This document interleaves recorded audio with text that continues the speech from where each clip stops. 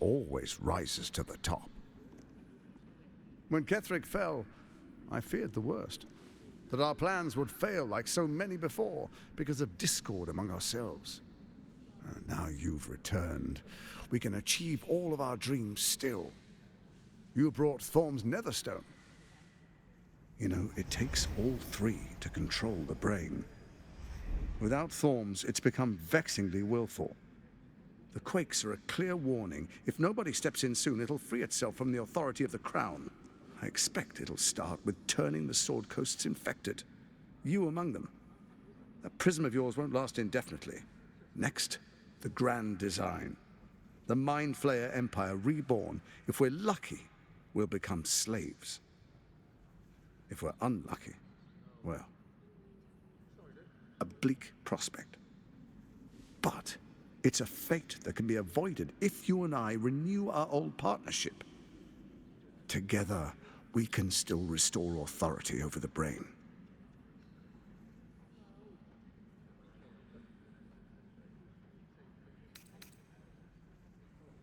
Baal isn't done with you, you must know that.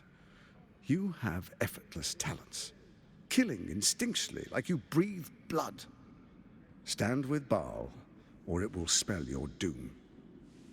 But I can offer some aid for the storm you're about to weather. You should hear him out.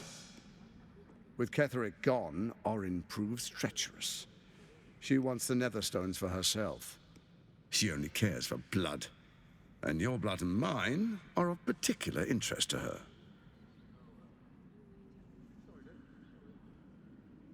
You've met her assassins.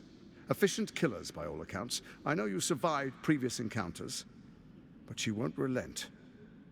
Orin changes shape faster than you and I change clothes. You know, she's tricked you before. She's targeted me as well. I'm well protected, but she's extremely good at what she does. If Orin obtains all three Netherstones, she'll plunge the coast into chaos and paint the city in blood. I can't let that happen. I want to lead this city to glory, not scorch its earth. So I turn to you, the former ruler of the cult of Baal.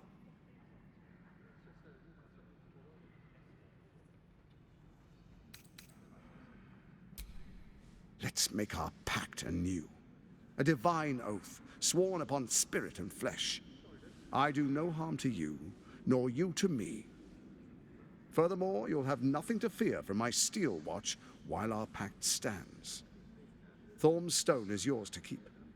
When you slay Orin and take her stone, you bring it here, so the three are united once again. Together we rule Faerun as kings. No, more than kings.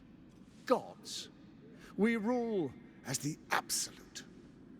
And my father? The urge, the deplorably brutal urge sickens within you. When you level the world over, that dead world must be yours alone. But first you will rule. Then you will ruin. What do you say? Shall we be allies?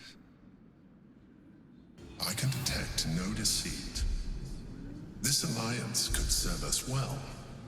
And if it does not, well, we need not honor it. Let's be allies, said the viper to the frog.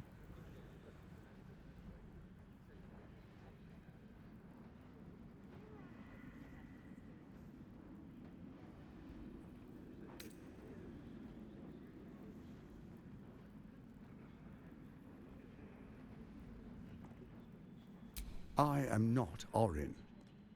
I know the value of alliance. Bane teaches his followers to reward those who support his chosen, not to betray them. You and I always knew we could only stand against the world united. Orin's blind ambition failed us. She compromised you just when success seemed certain. Ketheric, his obsession with his daughter made him lose all hold on reason. They floundered, even as they tried to rise above us. We will not, cannot, make that mistake if we come together in trust.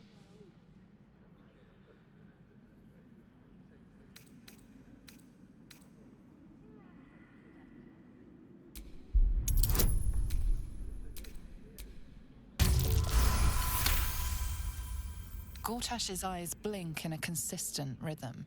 He stands calmly, confidently. He fully intends to share his kingdom with you.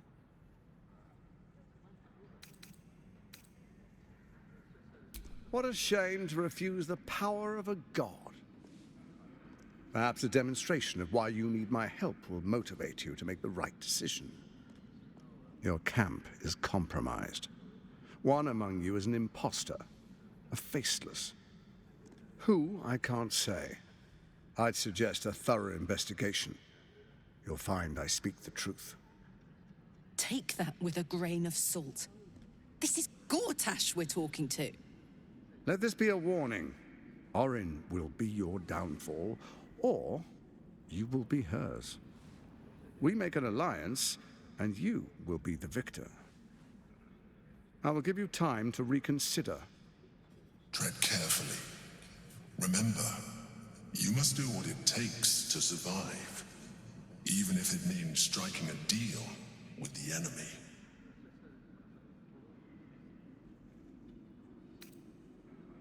Oh, but I most certainly am not. Now, come, be witness, as I make history as the first Archduke of Baldur's Gate.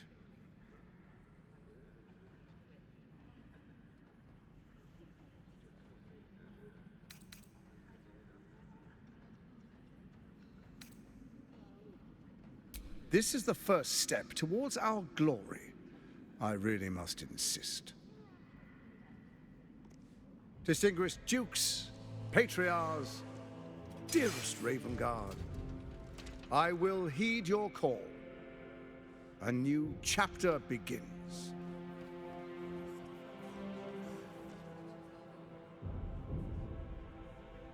Enver Gortash, swearest thou by Balduran's blade to defend the citizens of Baldur's Gate from enemies within and without? I swear.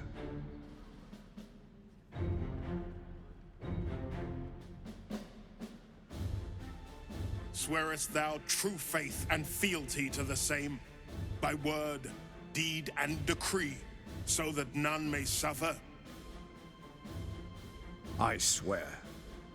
Gathered guests, grant ye consent?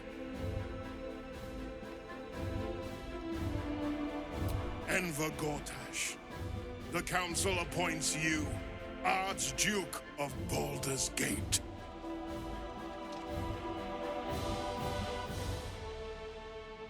My friends, the Steel Watch stands ready. Let its blade fall on any who would diminish our city. And you, honored guest, will find me in my office above when you return. Do not come empty-handed.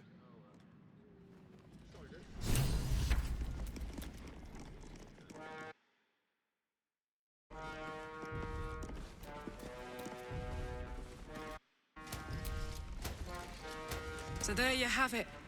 Lord Enver Gortash in all his glory. What did you make of him?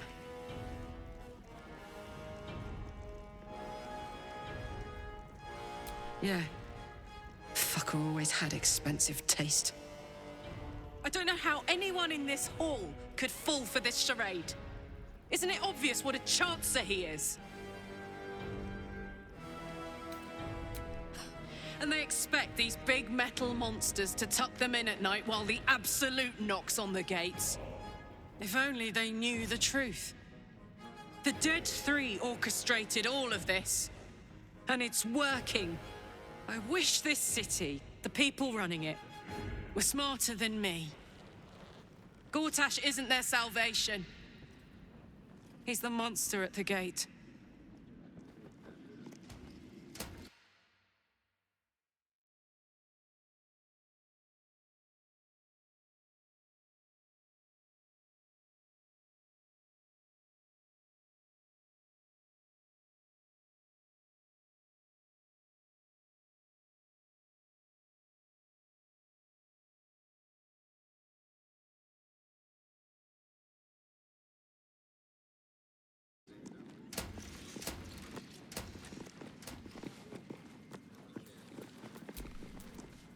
truest of souls, bathed in her light.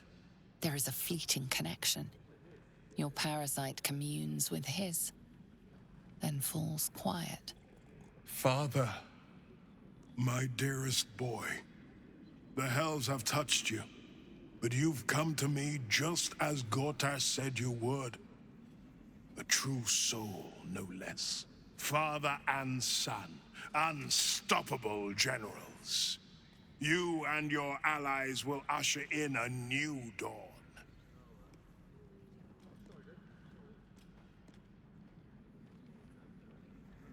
Help me. Ah, the Black Widow caught you in her web.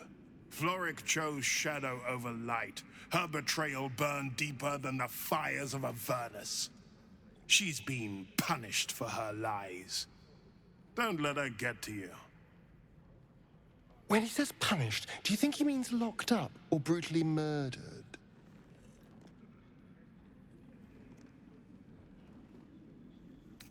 I stilled her tongue. That's the end of the matter.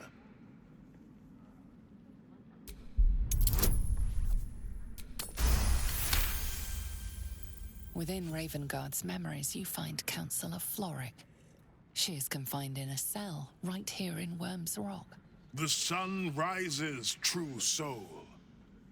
Are you ready?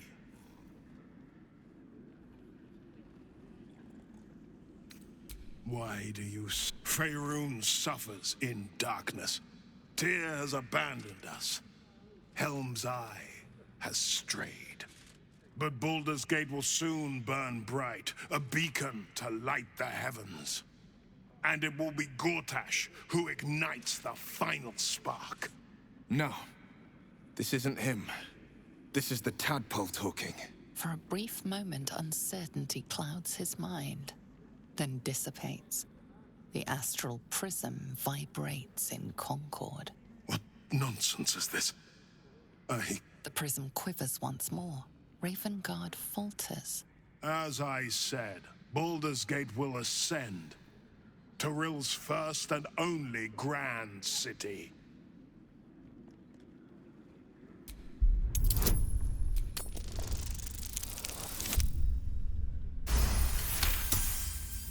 First comes a vision of terror. The city of Baldur's Gate taken by Lithids. But beyond the terror, there is hope. You see a beaming Ravengard presiding over the sunlit city, applauded by the people. A people at peace. Ravengard, the real Ravengard, is in there somewhere. We can't give up on him. Have we finished then?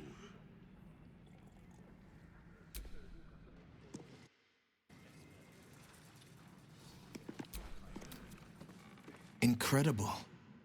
To hear my father's voice speak those words, like a stranger wrapped in his flesh. But there's still a glimmer of him in there, calling for release. I feel it. I know it. I won't let the Absolute keep him. This is my pledge.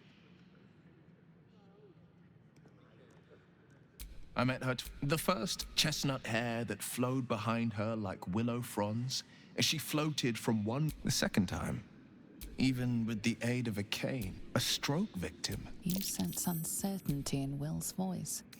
He questions his father's explanation.